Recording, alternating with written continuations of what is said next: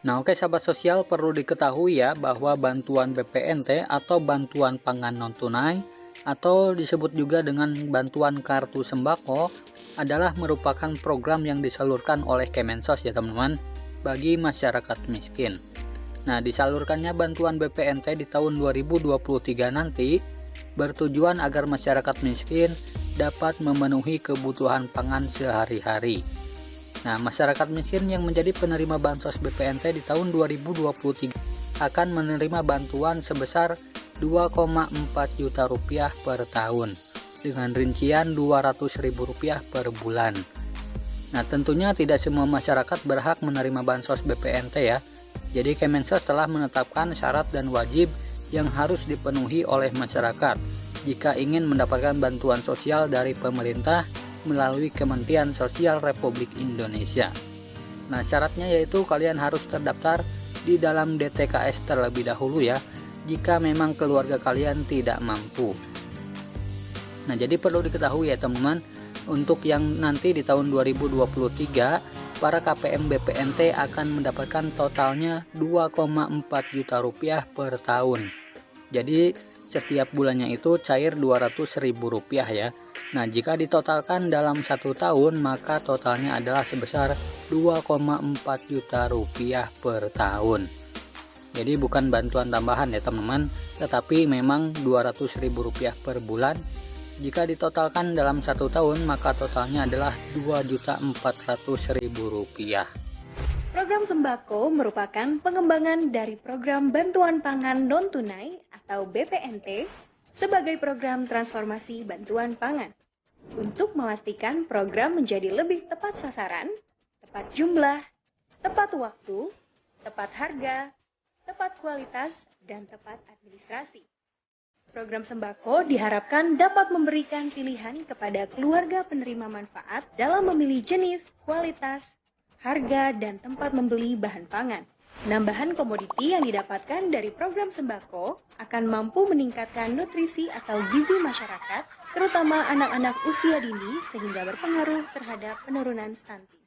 Keluarga penerima manfaat program sembako adalah keluarga dengan kondisi sosial ekonomi terendah yang namanya terdaftar di Data Terpadu Kesejahteraan Sosial atau DTKS. Untuk program sembako, Kartu Keluarga Sejahtera atau KKS berfungsi sebagai alat transaksi, jadi wajib dibawa oleh para keluarga penerima manfaat ketika ingin mencairkan bantuan untuk mendapatkan bahan pangan.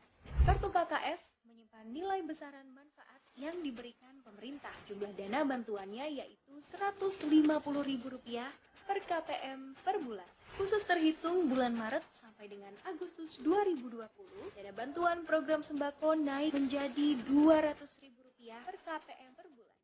KPM dihimbau untuk memanfaatkan seluruh dana bantuan dan dana tidak dapat dicairkan secara tunai.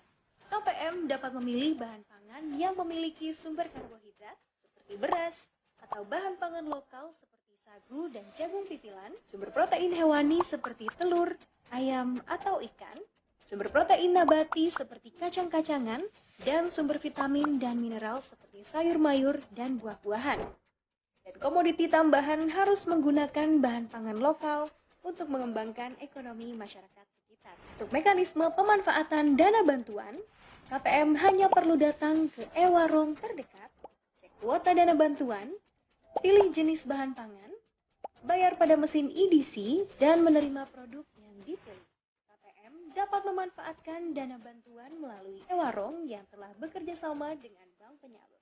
KPM berhak memilih e-warung terdekat untuk membelanjakan dana bantuan program sembako tanpa ada paksaan dari pihak manapun. E-warung tidak boleh melakukan pemaketan bahan pangan, yaitu menjual bahan pangan dengan jenis dan jumlah yang telah ditentukan sepihak oleh e-warung atau pihak lain, sehingga KPM tidak memiliki pilihan. Hal ini dikarenakan KPM berhak menentukan jenis dan jumlah bahan pangan yang sudah ditetapkan untuk dibeli dengan bantuan program sembako. KPM dapat mencari e-warung lain yang menjual barang dengan harga dan kualitas yang lebih baik, serta dapat menyampaikan keluhan ke perangkat desa atau aparatur kelurahan, tenaga pelaksana bansos pangan, dan saluran pengaduan lainnya apabila terdapat penentuan harga yang tidak wajar. Program sembako dilaksanakan di seluruh wilayah Indonesia termasuk wilayah yang memiliki keterbatasan dari sisi infrastruktur non-tunai, sinyal telekomunikasi, dan akses geografis dengan memberlakukan mekanisme khusus untuk wilayah-wilayah dengan kendala akses tersebut. Pemanfaatan bantuan program sembako di wilayah khusus dapat dilakukan dengan dua mekanisme, yaitu mekanisme online dan mekanisme offline. Mekanisme online dilakukan seperti mekanisme reguler dengan menggunakan KKS pada mesin EDC online, dan mekanisme offline dilaksanakan setiap 2 hingga 3 bulan sekali pada titik tertentu yang telah disepakati antara tim koordinasi bansos pangan dan bank penyalur di daerah sesuai dengan kemudahan akses dan ketersediaan jaringan telekomunikasi. Untuk pencairan bantuan dengan mekanisme offline, para KPM juga harus membawa kartu KKS dan identitas asli. Perlu diingat, jika dana bantuan program sembako tidak digunakan selama 3 bulan, maka uang akan dikembalikan ke kas negara. Untuk itu, keluarga penerima manfaat diharapkan dapat menggunakan bantuan sembako dengan bijak ya. Program sembako menuju Indonesia sejahtera.